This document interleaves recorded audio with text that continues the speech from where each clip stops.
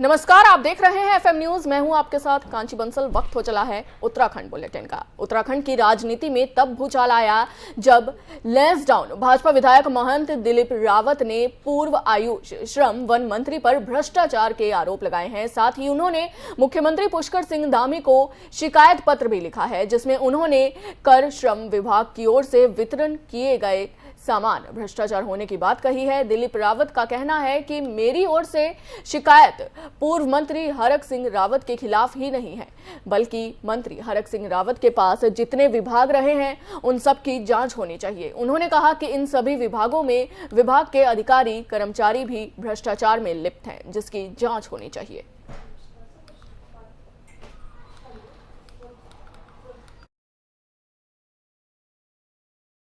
खिलाफ कोई जांच की नहीं है।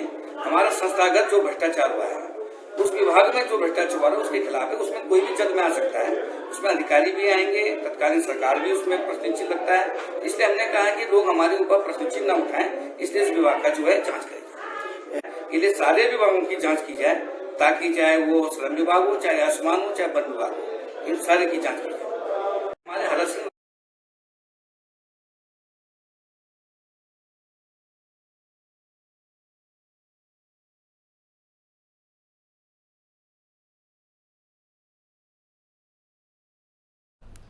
इसी पर खास बातचीत के लिए हमारे साथ बीजेपी प्रवक्ता रविंद्र जुगरान जी जुड़ गए हैं। रविंद्र जी, महंत दिलीप रावत ने हरक सिंह रावत पर भ्रष्टाचार के आरोप लगाए हैं। किस आधार पर बीजेपी की ओर से ये आरोप लगाए गए हैं?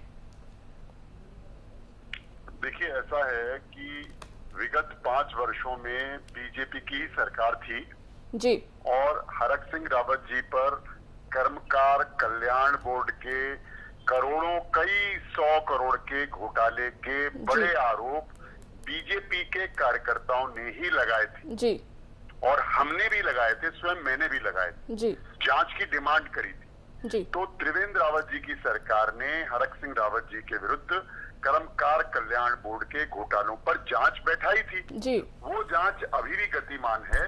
इसीलिए दिलीप रावत जी कह रहे हैं कि वो जांच शीघ्र, अतिशीघ्र, तेजी से हो और उससे भी बड़ी जांच हो, जो कि दूध का दूध और पानी का पानी हो। क्योंकि कर्मकार कल्याण बोर्ड में श्रमिकों को मिलने वाले सब लाभ जो हैं, ऐसा लगता है पता नहीं कौन खा गया। जी, जी।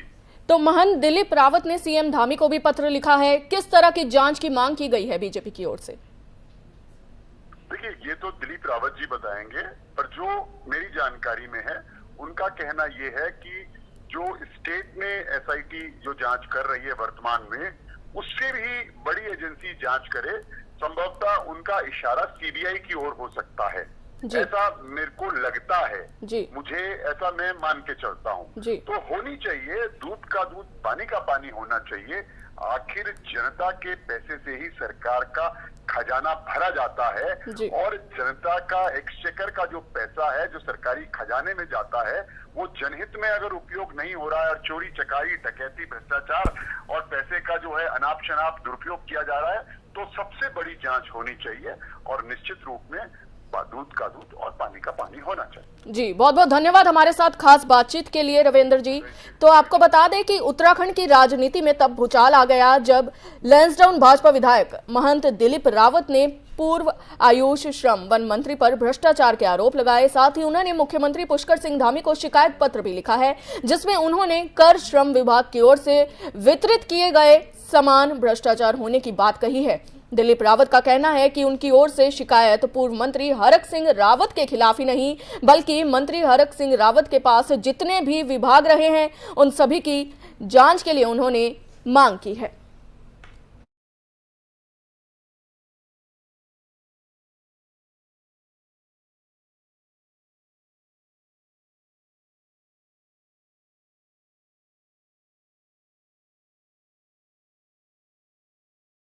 कोटद्वार से विधायक और विधानसभा अध्यक्ष बनने के बाद रितु खंडूरी भूषण अपने क्षेत्र के विकास के लिए एक्शन मोड में दिख रही हैं, जिसके चलते वे लगातार अलग अलग विभाग के अधिकारियों के साथ क्षेत्र के विकास कार्यों को लेकर समीक्षा कर जरूरी सुझाव और दिशा निर्देश दे रही हैं। इसी कड़ी में विधानसभा क्षेत्र का रोड मैप तैयार करने और विकास कार्यों की समीक्षा के लिए उत्तराखंड विधानसभा अध्यक्ष रितु खंडूरी भूषण ने शासन स्तर पर और विभाग के उच्च अधिकारियों से संबंधित विभागों के आधार पर बैठक ली है। विधानसभा अध्यक्ष ने अधिकारियों से संबंधित विभागों के आधार पर कई महत्वपूर्ण सवाल किए, तो वहीं जरूरी दिशा निर्देश भी दिए। विकास कार्यों में किसी भी तरह की कोताही ना बरतने और निर्माण कार्यों में तेजी लाते हुए लोगों को योजनाओं का लाभ भी पहुंचाएंगे।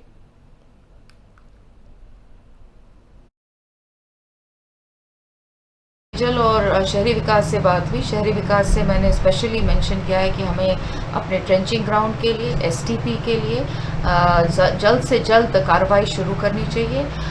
जहाँ तक पेयजल का है, जो कोटद्वार के लिए कोई एक प्रपोजल बना था पेयजल योजना का, या तो उसके तहत या जल जीवन मिशन जो अमृत 2.0 के नाम से आया है नगर के लिए, उसमें हमें कोटद्वार को किस तरह से जल्द लाभान्वित कर सकते हैं, इस पर बहुत अच्छी आज चर्चा हुई है और मुझे विश्वास है कि जल्द उस पर कार्रवाई भी होगी। कुछ हमारे कुछ हमारे नलकूप की जो मुख्यमंत्री जी की घोषणा में है, उसको हम करवाने की कोशिश में है। जो पाइप सड़ गए हैं, करीबन 50 किलोमीटर ऐसा पाइप है, उस पर भी हमने सचिव को मैंने निर्देश दिए कि जल्द से जल्द उसमें भी हमारी कार्रवाई हो और उसके लिए हमें फंड्स जल्द से जल्द रिलीज किए जाए। जो ऊर्जा विभाग है उस पर भी आज डिस्कशन हुआ है और कोशिश ये की गई है कि कम से कम रोस्टरिंग हो। लाइट जाने का जो मुझे बताया गया 1-1.5 घंटा ही अब शायद लाइट जाएगी। कुछ लाइट के बिजली की स्थिति सुधरी है। साथ ही साथ हमने बात की है पोल की, इंसुलेटेड वायर्स की, हाई टेंशन वायर्स को हटाने की। उरेड़ा भी क्योंकि उसमें था, तो हमने सोलर किस तरह से सोलर जो एनर्जी है, जो एक बिजनेस प्लान डेवलप कर रही है सरकार, उसमें हम अपने नौजवानों को किस तरह से जोड़ सकते हैं ताकि बिजली पैदा हो कोटद्वार में और वो फीडर्स में जाए, इस पर भी आज चर्चा हुई है। और बहुत जल्द ये सारी चीज़ें जो हैं वो धीरे धीरे कोटद्वार में हमें दिखने लगेंगी। ऊर्जा पे कोविड-19 के ओमिक्रॉन XE वेरिएंट को लेकर कई राज्यों में अलर्ट घोषित कर दिया गया है। आशंका जताई जा रही है कि कोविड के चौथे लहर में सबसे ज्यादा असर बच्चों में देखने को मिल सकता है। इसको लेकर नैनीताल स्वास्थ्य विभाग ने टेस्टिंग बढ़ाने के साथ साथ स्कूलों को दिशा निर्देश जारी कर दिए हैं, जिसमें छात्रों को मास्क के साथ साथ साफ सफाई और सैनिटाइजर का विशेष ध्यान देने को कहा गया है। कोविड के नए वेरिएंट की दस्तक के बाद कई राज्यों में स्कूल के पढ़ाई को छोड़ कई गतिविधियों पर रोक लगा दी गई है। ऐसे में ओमिक्रॉन XE के नए वेरिएंट को लेकर नैनीताल स्वास्थ्य विभाग गंभीर है। स्वास्थ्य विभाग ने टेस्टिंग बढ़ाने के साथ साथ स्कूलों में बच्चों को मास्क, साफ सफाई और सैनिटाइजर का विशेष ध्यान देने के निर्देश दे दिए हैं ताकि नए वेरिएंट को फैलने से रोका जा सके।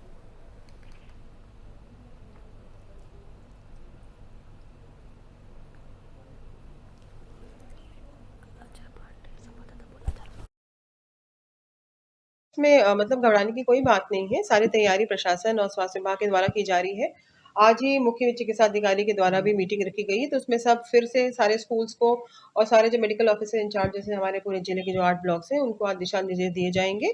स्कूल में बच्चे जा रहे हैं, लेकिन हाँ कि मास्क पहन पूरी कोशिश करें, मास्क पहन के जाएं, हाथ साफ रखें, सैनिटाइज करें और एक सामाजिक दूरी है जो है वो मेंटेन रखें। घर जब आ रहे हैं स्कूल से तो भी एक हाथ साफ रखना, अपने कपड़े साफ रखना, क्योंकि ये परिवार को ही हमें सतर्कता बरतनी पड़ेगी, क्योंकि हम स्कूल तो बंद नहीं कर सकते हैं या कोई लॉकडाउन, अब कर्फ्यू बार-बार तो नहीं रखा जा सकता। हमें धीरे-धीरे इसके साथ इनकी जो वायरस की जो एक लाइफ साइकिल जिस तरह उसको समझना पड़ेगा और अपने आप को सतर्क रखना पड़ेगा। टेस्टिंग भी हम बढ़ा रहे हैं और प्रति दिवस हमारे जो मिनी स्टेडियम है या बेस हॉस्पिटल है, वहाँ टेस्टिंग की जा रही है और ब्लॉक लेवल पे भी की जा रही है। सीनियर सिटीजन को किस तरह से बूस्टर डोज लगाएंगे? सीनियर सिटीजन्स को जो 60 साल से ऊपर हैं, जो बीमार हैं या जो बीमार भी नहीं हैं, जो बिल्कुल आ सकते हैं, उनको जो हमारे सेशन साइट्स हैं ब्लॉक लेवल पे और हल्द्वानी में जैसे हमारा मेडिकल कॉलेज है, हमारा मिनी स्टेडियम है और हमारा हृदय रोग केंद्र है, वहाँ पे प्लीज़ आप लोग अपने बुजुर्गों को लाएं 60 साल से ऊपर को, और बिल्कुल जो दिव्यांग है, जो नहीं आ सकते हैं, उनको हम होम वैक्सीनेशन के माध्यम से भी मैडम मोटर सेवा दे जा रहे हैं। परिसर में एक साथ गाड़ियाँ पुरानी कई गाड़ियाँ खड़ी हैं, जो वहाँ पर दिक्कतें हो रही हैं, किस तरह से वहाँ पर निदान की कार्रवाई की गई? उनका निरीक्षण कर दिया गया है, मेरे द्वारा खुद ही गया था। अब वो जो फोरमैन को उसकी सारी जो कार्रवाई करने को दे दिया गया है। जैसे ही वहाँ पे रिपोर्ट आएगी, जो उसका दिशा निर्देश होगा उसके हिसाब से उसको मैम, ये किया चौथी जाएगा। लहर जो बता रहे हैं बच्चों के लिए घातक बताई जा रही है, कितनी घातक है, किस तरीके से बचाव करने की जरूरत है मैम, खासकर बच्चों के लिए? देखिए, आप देख रहे हैं जो ये फोर्थ वेव है, ये हालांकि वायरस है, क्योंकि हमने इतने लोगों को डेथ होते हुए भी देखा है। म्यूटेट करता है वायरस जब आप फोर्थ वेव में जा रहे हो, लेकिन सतर्कता तो हमें उसी तरह ही रखनी है जैसे हमने पहले या सेकेंड वेव में रखी। तो इतना कोई ऐसा फेटल तो नहीं है, लेकिन हाँ, क्योंकि कोरोना वायरस है, हम जिस तरह देखते हुए आ रहे हैं चौथी लहर में, तो सतर्कता तो बरतनी ही है, चाहे वो बहुत फेटल हो या क्रिटिकल हो या नहीं हो, लेकिन हमें भी सतर्कता तो बरतनी ही है। मैडम हॉस्पिटल व्यवस्था किस तरह से है कोविड व्यवस्था? वैसे ही रहेगी जैसे पहले से है। सारे जो हमारे अस्पताल जो चिन्हित थे, चाहे बेस हॉस्पिटल सुशीला तिवारी, जैसे केसेस बढ़ेंगे उस हिसाब। इसी पर ज्यादा जानकारी के लिए हमारे साथ हमारे संवाददाता अजय पांडे जुड़ गए हैं। अजय पांडे जी, उत्तराखंड में कोरोना को लेकर अलर्ट जारी कर दिया गया है। कोरोना को लेकर क्या कुछ दिशा निर्देश दिए गए हैं? देखिए, जिस तरह से तेजी से विभिन्न राज्यों में कोरोना के मामले बढ़ रहे हैं, उसको लेकर उत्तराखंड सरकार भी काफी गंभीर नजर आ रही है और ये अलर्ट जारी किया गया है और ये कहा गया है कि चूंकि पहले की तरह जहां पर पहले कोरोना के मामले को देखते हुए कई नियम बनाए गए थे, कई दिशा निर्देश लागू किए गए थे और चूंकि धीरे धीरे जब मामले कम होते गए तो लोगों ने ढिलवाई बरतनी शुरू कर दी और उसके बाद से सरकार की ओर से भी कई जगहों पर छूट दी गई और धीरे धीरे तमाम जो प्रतिबंध थे उन सारे प्रतिबंधों को समाप्त कर दिया गया था। लेकिन अब कई जगहों पर उत्तराखंड में भी स्कूली छात्रों में भी कोरोना के मामले पाए गए हैं। इसको लेकर के अब प्रशासनिक अमला पूरी तरह से मुस्तैद हो गया है और ये कहा जा रहा है कि जो तमाम जगहों पर कोरोना के जो मामलों की जांच हो रही थी वो जांच की प्रक्रिया अब बढ़ा दी जाएगी और कई जगहों पर इसको लेकर के जीनोम सीक्वेंसिंग मशीन लगाई जा रही है। जैसे कि हल्द्वानी की बात अगर हम करें तो हल्द्वानी में जीनोम सीक्वेंसिंग मशीन लगाई जा रही है और जल्द ही उसके लिए जांच वहां पर उसकी व्यवस्था जो है वो शुरू कर दी जाएगी। क्योंकि पहले ऐसे मामले देखने को मिलते रहे हैं कि जो जांच प्रक्रिया में देरी की वजह से कई पॉजिटिव लोग जो है आम लोगों के बीच में घूमते नजर आए थे और उनकी जो जांच रिपोर्ट है वो समय पर नहीं मिल पा रही थी। तो ऐसे में अब अगर इस तरह की मशीनें कई जगहों पर लगाई जाएगी तो जाहिर है कि जो जांच है, जांच रिपोर्ट है वो समय पर मिल जाएगी और जांच रिपोर्ट समय पर मिलने के बाद जो पॉजिटिव मरीज है उसको अलग रखा जाएगा और बाकी लोग उससे बचते नजर आएंगे। तो कुल मिलाकर के उत्तराखंड सरकार की ओर से अब धीरे धीरे अब कड़ाई बरतने की बात कही जा रही है, सख्ती बरतने की बात कही जा रही है। और सबसे महत्वपूर्ण बात यह है कि यहाँ उत्तराखंड में 3 मई से 4 धाम यात्रा शुरू होने वाली है और ऐसे में भारी तादाद में जब तीर्थयात्री और पर्यटक यहाँ आएंगे तो जाहिर है कि अगर किसी पर्यटक या तीर्थयात्री के अंदर उसके अंदर कोरोना होगा, अगर वो इसकी चपेट में होगा तो जाहिर है कि उससे इस तरह के जो मामले हैं वो काफी बढ़ेंगे। तो इसके लिए अब प्रक्रिया शुरू की जा रही है कि जितने भी बॉर्डर एरिया हैं वहां पर फिर से जांच के लिए मशीनें लगा दी जाए, लोगों को वहां पर जो स्वास्थ्य विभाग के कर्मी हैं उनको मुस्तैद किया जाए और ये कहा जाए कि वो चाहे रैंडम तरीके से हो या चाहे जैसे उनको सुविधा लगती है, दिखती है, उसके हिसाब से वो जांच शुरू करें। और इसके साथ साथ एक टारगेट फिक्स किया जाएगा सरकार की ओर से कि कम से कम प्रतिदिन इतने लोगों की जांच की जाएगी। क्योंकि पहले 25,000 लोगों के लिए एक टारगेट फिक्स किया गया था कि प्रतिदिन 25,000 लोगों की जांच की जाएगी और अब धीरे धीरे चूंकि कोरोना के मामले लगातार घटते रहे हैं, उत्तराखंड में एक तरह से हम कहें तो ना के बराबर मामले देखने को मिलते रहे हैं। कई ऐसे जिले हैं जहां पर शून्य मामले प्रतिदिन देखने को मिलते रहे हैं। तो ऐसे में जो ढिलाई है वो इस समय अब लगता है कि अगर ढिलाई होती रहेगी तो ये दिक्कतों भरा हो सकता है, क्योंकि पूरे भारत के लोग उत्तराखंड में आने वाले हैं और कई ऐसे स्कूल हैं जहां पर अभी वर्तमान समय में बच्चों में कोरोना के मामले पाए गए हैं। तो ऐसे में स्कूलों में भी हड़कंप मचा हुआ है, अभिभावक भी काफी परेशान है, क्योंकि अभी छोटे बच्चों के लिए जो वैक्सीनेशन की प्रक्रिया है वो अभी शुरू नहीं की गई है। हालांकि कुछ बड़े बच्चों के लिए भले ही प्रक्रिया शुरू की गई है, अभिभावकों में भी डर और संशय का वातावरण है वो बना हुआ है। इसी तरह से बाकी अन्य जगहों पर जो लोग हैं कोरोना को लेकर के जो 3 लहर देख चुके हैं, पहली और दूसरी लहर काफी गंभीर रही है और सभी लोगों ने इसके दंश को इसको झेला है, बहुत से अपने लोगों ने खोया है। तो जब भी कोरोना के बढ़ने की बात सामने आती है तो लोग डर जाते हैं, लोगों में डर और भय का माहौल रहता है और इसको देखते हुए सरकार की ओर से बार बार अपील की जा रही है कि इससे कोई डरे नहीं, ये डर और भय का माहौल ना स्थापित हो, लेकिन आपस में एक बचाव की जो प्रक्रिया है उसको सभी लोग अपनाएं और जो मास्क है वो पहने रहें। इसके साथ साथ जो तमाम गाइडलाइन कोरोना के अपनाए जा रहे हैं, सरकार की ओर से जो दिशा निर्देश जारी किए जा रहे हैं उसका सभी लोग पालन करें, उचित दूरी बनाएं। लेकिन चूंकि ये मानते हैं, सभी लोग मानते हैं, चाहे स्वास्थ्य विभाग के लोग हों चाहे प्रशासन के लोग हों, सबने ये माना है कि चूंकि बीच में काफी ढिलवाई हुई है और इसी वजह से अब कोरोना के जो मामले हैं वो बढ़ते हुए दिख रहे हैं। क्योंकि अन्य प्रदेशों में इस तरह के तमाम मामले देखने को और सुनने को मिल रहे हैं, तो ऐसे में अब उत्तराखंड सरकार की ओर से भी अलर्ट जारी किया जा रहा है और ये कहा जा रहा है कि सभी लोग कोरोना को देखते हुए, इन मामलों को देखते हुए, इसकी गंभीरता को देखते हुए जो तमाम प्रतिबंध पहले लगाए गए थे वो अगर उस प्रतिबंध को न लगाया जाए तब भी अपने बचाव करें, अपना बचाव करें, अपने परिवार के का बचाव करें और सुरक्षित रहें। जी, उत्तराखंड टूरिज्म के लिए भी जाना जाता है, क्या पर्यटकों के लिए भी कोई खास दिशा निर्देश जारी किए गए हैं? देखिए, अभी तक पर्यटकों को लेकर के कोई दिशा निर्देश जारी नहीं किए गए हैं, लेकिन पर्यटन मंत्री सतपाल महाराज ने ये साफ किया है कि आने वाले दिनों में जो कोरोना के जांच है वो बढ़ा दी जाएंगी और क्योंकि भारी तादाद में 3 तारीख से जब 4 धाम यात्रा की शुरुआत होगी तो लोग यहाँ पर आएंगे और कई प्रदेशों में जिस तरह से तेजी से कोरोना के मामले बढ़ रहे हैं, तो उत्तराखंड एक ऐसा राज्य है जहाँ पर विभिन्न प्रदेशों से भारी तादाद में लोग आएंगे। तो ऐसे में यहाँ कोरोना के मामले न बढ़े, इसके लिए जांच प्रक्रिया बढ़ाई जाएगी और जगह जगह पर ये स्वास्थ्य विभाग के कर्मियों को तैनात किया जाएगा ताकि वो समय समय पर लोगों की चेकिंग करते रहें और उनकी जांच करते रहें, ताकि अगर किसी व्यक्ति में, किसी के अंदर अगर कोरोना के लक्षण पाए जाएंगे तो उसका इलाज भी समुचित होगा और लोगों को बचाव के लिए जागरूक भी किया जाएगा।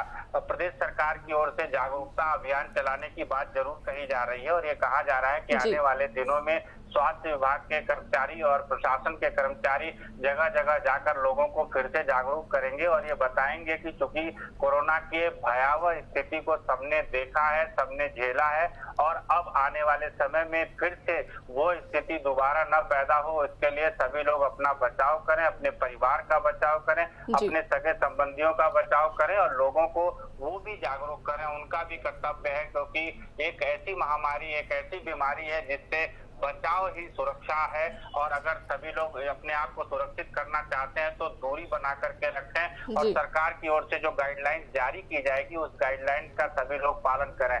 लेकिन अभी क्योंकि 3 तारीख से 4 धाम यात्रा की शुरुआत होनी है, तो ऐसे में पर्यटन विभाग की ओर से अभी कोई गाइडलाइन बड़ी जारी नहीं की गई है, लेकिन पर्यटन मंत्री सतपाल महाराज ने कहा है कि वो प्रशासन के अधिकारियों के साथ बैठक करेंगे और उसके बाद दिशा निर्देश देंगे। हालांकि 4 धाम यात्रा में आने वाले लोगों के लिए जरूर कहा गया है कि वो मास्क का प्रयोग करें, सैनिटाइजर का प्रयोग करें और उचित दूरी बना करके रखें और पहले जिस तरह से कोरोना के गाइडलाइन पहले बताए गए थे, बनाए गए थे, उस नियम के तहत लोग चलें।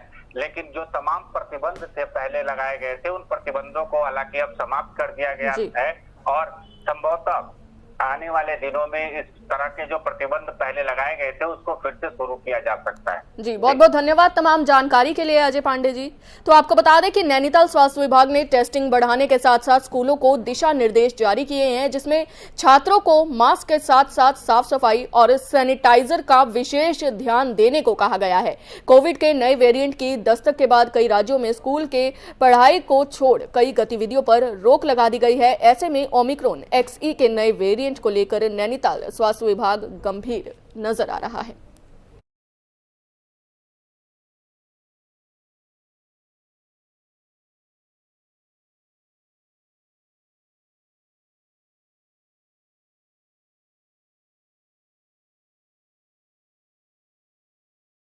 लगातार बढ़ रहे तापमान के कारण इन दिनों जंगल की आग से उत्तराखंड में हाहाकार मचा हुआ है।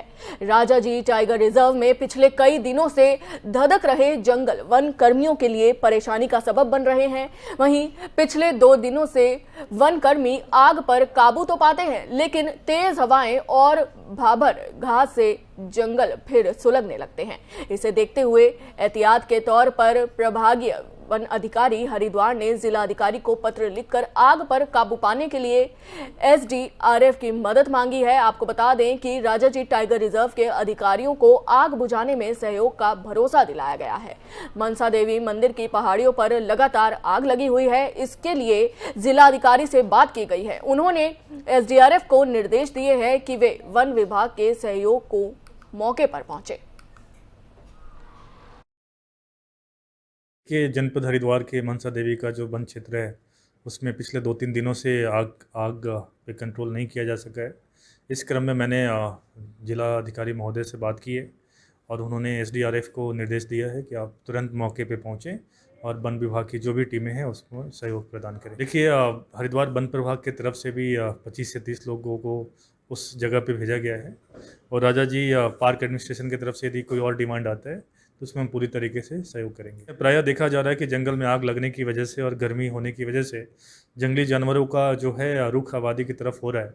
इस क्रम में समस्त रेंज अधिकारी को अलर्ट जारी कर दिया गया है और मैं डिस्ट्रिक्ट एडमिनिस्ट्रेशन से भी बात किया हूँ कि वो अपने स्तर से भी एक एडवाइजरी जारी कर दें संबंधित विभागों को, ताकि किसी तरीके की अप्रिय घटना को रोका जा सके। कि पर्वतीय क्षेत्र में युवाओं और महिलाओं को दुग्ध विकास के क्षेत्र में रोजगार मुहैया कराने के लिए उत्तराखंड सरकार कार्य योजना बना रही है। आपको बता दें, प्रदेश के पशुपालन दुग्ध विकास मंत्री सौरभ बहुगुणा ने विधानसभा में दुग्ध विकास विभाग की समीक्षा बैठक की है। उन्होंने कहा है कि औचल STM औचल डेयरी मोबाइल ATM में प्रगति लाने और दुग्ध उत्पादन को और ज्यादा बढ़ाए जाने में संबंध में अधिकारियों के साथ विस्तार से चर्चा की गई है। साथ ही दुग्ध मूल्य प्रोत्साहन योजना के तहत प्रोत्साहन राशि को 4 रुपए प्रति लीटर से बढ़ाकर 5 रुपए प्रति लीटर और मानदेय को पहाड़ी क्षेत्रों में 50 पैसे से बढ़ाकर 1 रुपए और मैदानी क्षेत्र में 50 पैसे प्रति लीटर करने के निर्देश दे दिए गए हैं।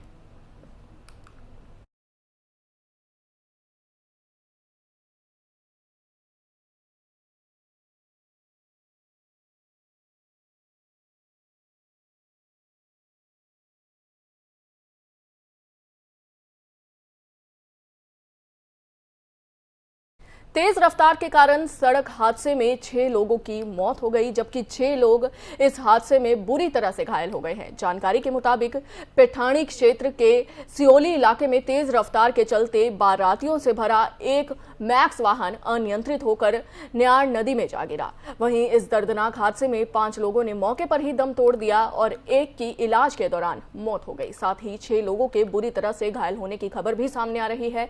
घटना की जानकारी मिलने के बाद मौके पर पहुंची पुलिस ने घायलों को जिला अस्पताल में भर्ती कराया। वहीं 2 शख्स की हालत काफी नाजुक होने के चलते डॉक्टरों ने श्रीनगर बेस अस्पताल में उन्हें रेफर कर दिया और 4 घायलों का पौड़ी के जिला अस्पताल में ही उपचार जारी है।